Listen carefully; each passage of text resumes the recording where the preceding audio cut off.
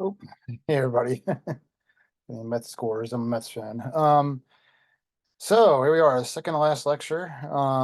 And I don't have a lot of new things to talk about, just kind of reviewing some things. Uh, we just have the feature assignment rewrite that's due on Monday. That's the day that's again will be published. And then of course we have the final assignment. And as I noted in my video last week, I probably should see some rough drafts soon. We only have like less than 2 weeks now. Um, yeah, all the assignments have been approved and everything else. So let's try to get working on that. Um, it's it's been a pleasure teaching this class and everything. I'll be giving like kind of a farewell thing next week. But again, I just really want to see the kind of one-on-one interaction right now where we can actually reach out and try to get these last assignments done right. Um, as I said, they're kind of a little heavier than what we've done in the past, or twice as long. So, let's make sure that we, get some good reporting. We don't like rely too heavily on a direct quote, as you know, that's like one of my big pet peeves. Um, just wanted to show you something actually, and sorry to be a little generation extra here, but the I'm just going to the screen now, and it's just I have a pinwheel. Um, I thought about just trying to get the screen up. I thought about I thought about like good writing when I saw the yes, I'm gonna mention his name, O.J. Simpson obituary, and I know we all of you are like way too young to even know anything much about it. It's interesting to talk to people about it because it was just something that really kind of consumed the country, as you probably heard. It's true. It was not hyperbole. It's true. It's something that actually like it changed everything. It feels like in terms of like how we view things, how we view people, that sort of thing. I feel like it's like the ultimate. I mean, it was a horrible tragedy and that sort of thing, but the reaction to it was like the ultimate Gen X thing, where everybody was just not taking it seriously enough and that sort of thing. And you can see it almost with the reaction that people had to like the Bronco chase, the infamous Bronco chase that happened. Um, the signs like "Run, OJ, run," and probably half those people or three-quarters of people weren't even serious about it. They just thought the whole thing was like a big joke. It was the kind of thing that gave like Howard Stern like prominence. Jay Leno's Tonight Show took off, just became like a comic event.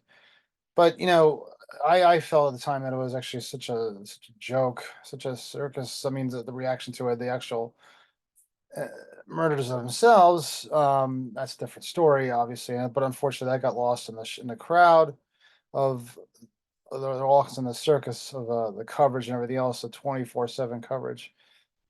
I never really became interested in it until actually I saw the documentary that was put out on ESPN 8 years ago, I believe. OJ Made in America, and I think having that all coalesced and looked at as like kind of like a news story and a chat like a novel, not just a novel, but like a fiction, almost like fiction writing, that sort of thing, mystery writing. That made it much more interesting to me, getting rid of the circus and the jokes and all that stuff. And then this obituary right here, this is an example of where you don't have to rely on a direct quote. You can just write well. Basically, everything that's ever been said about OJ or whatever, um, is basically like right here, and that's something to keep in mind when you're actually doing your stories and why it's so much better to use your own writing than to just rely on direct quotes for the writing, okay, for the story. I mean, some of this stuff is going to be pretty obvious. Like O.J. Simpson, who ran to fame on the football field, made fortunes as an All-American in movies, television, advertising, was acquitted of killing his former wife and her friend in a 1995 trial, died Wednesday. The jury in the murder trial cleared him, but the case, which had held up a cracked mirror, I love that writing right there, love a cracked mirror to black and white America, changed the trajectory of his life. In 1997, a civil suit by the victims' families found him liable for the deaths of Nicole Brown Simpson and Ronald Goldman. He sold a manuscript in 2006, which we did read like a confession. I believe it was. A public outcry ended both projects, but Mr. Goldman's family secured. Notice there's not even really like a direct quote at this point, other than hypothetical, maybe. He was arrested. Well, I mean, this is just basically kind of giving like facts and that sort of thing, but there's actually like kind of almost like transitionary phrases, you know. Over the years, the story of O.J. Simpson generated a tide of tell-all books, movies, studies, and debate over questions of justice, race relations, and celebrity in a nation that adores its heroes, especially those cast in rags to riches stereotypes. Again, by this point, we have not seen one direct quote. We're just seeing writing. We're seeing writing that's actually like based on facts and stuff that's been said already and before, but it's just being repeated because it can't be disputed, you know? So you can write it in your own words.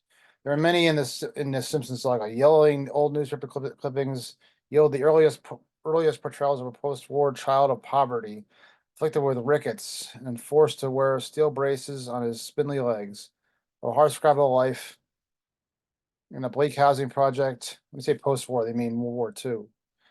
And of hanging with teenage gangs in the rough streets of San Francisco. Now we finally get a direct quote, and look at the direct quote.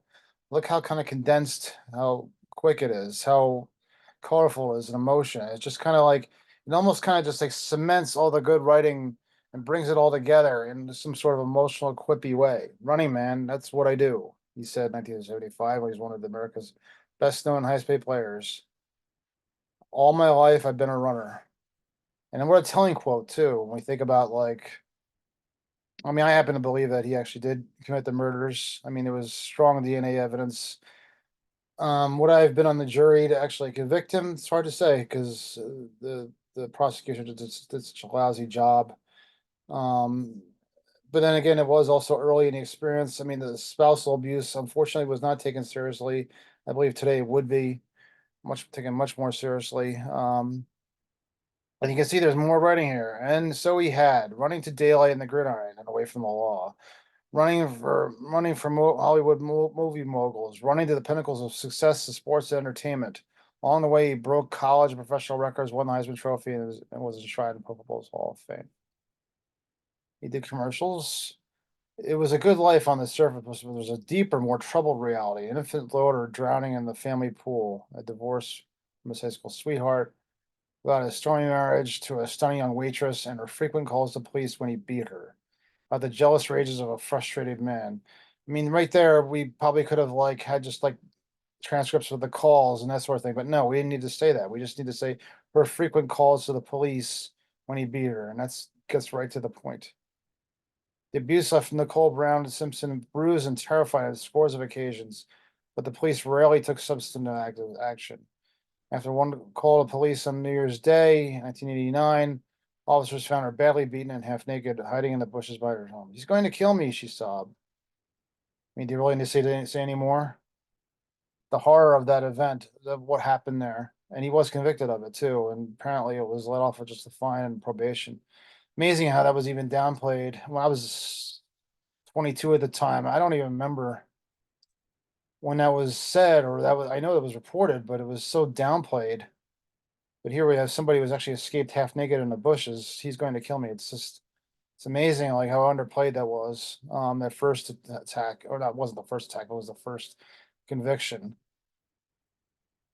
And then it so on goes on from there. And you can see there's like links to other stories that actually act as sidebars, even feature-ish sidebars to this main story about his death.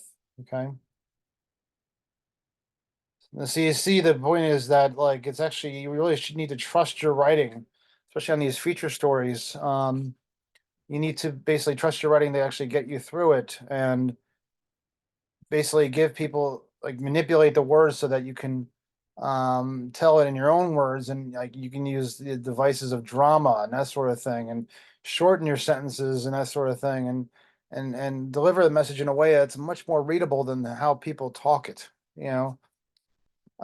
This is an example of a good story right here of the now this is something when I speak of this, by the way, I'm speaking not just of the feature story rewrite, but I'm speaking of the last summit that you have to do, that you really need to like again keep in mind that you know the story needs to be written, not you know stenographied. Okay, it doesn't need to be just a repetition of what people say.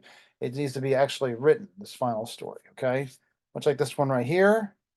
It's awesome work, yes, CJ. Yeah, okay. Eric, very freshman at Rutgers University, is looking forward to study your climate as he is tired of wearing the Birkenstocks outside. Isn't that nice though? I mean, it's not, I had people who wrote stuff, and that's fine, but I had them correct and get more depth. Where they basically just said so and so doesn't like to drive in the rain. It's and that they considered that an anecdote, and I was like, well, that's not enough. I mean, we could say that about anybody. Let's be a little more specific, okay?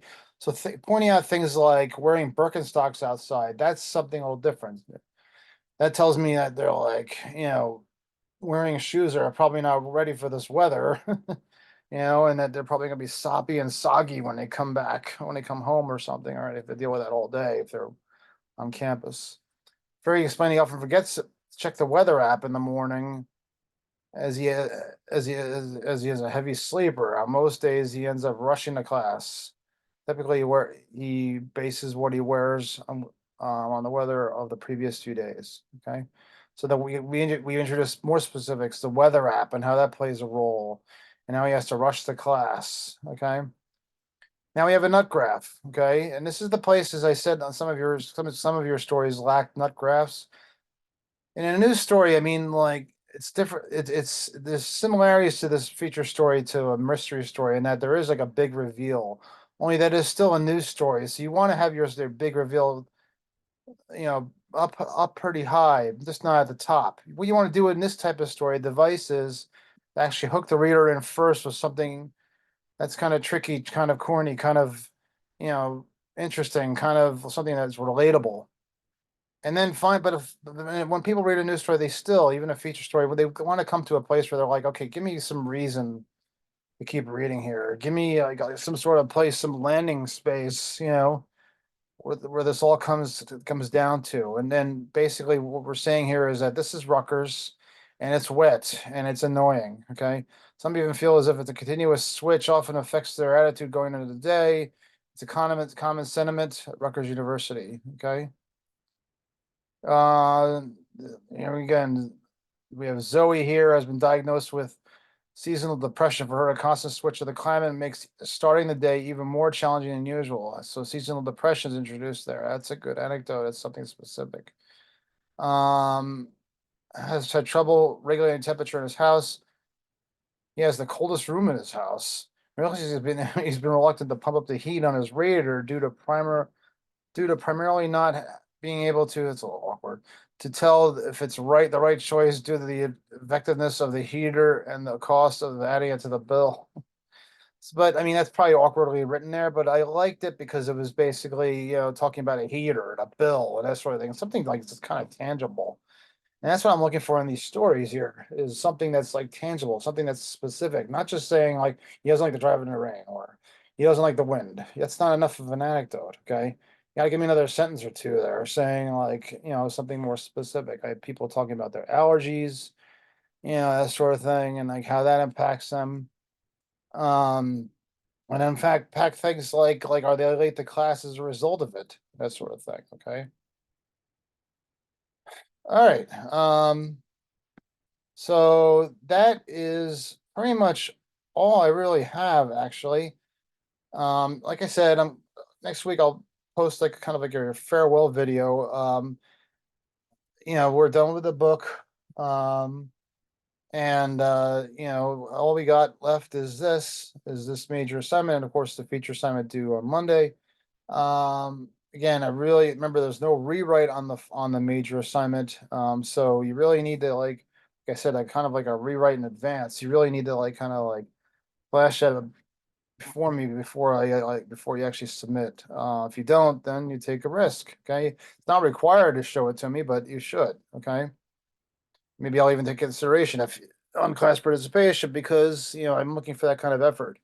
People asking questions, is this right? If they have a pattern where they're not doing the right things and they're not asking questions, that's something I take consideration in an online class. That's how they take consideration for class participation because this is if it's not in a physical classroom, but I still pay attention. I mean, I still want people to participate. Okay. All right, everybody. Thanks very much, and let me know if you need anything. Okay. Bye.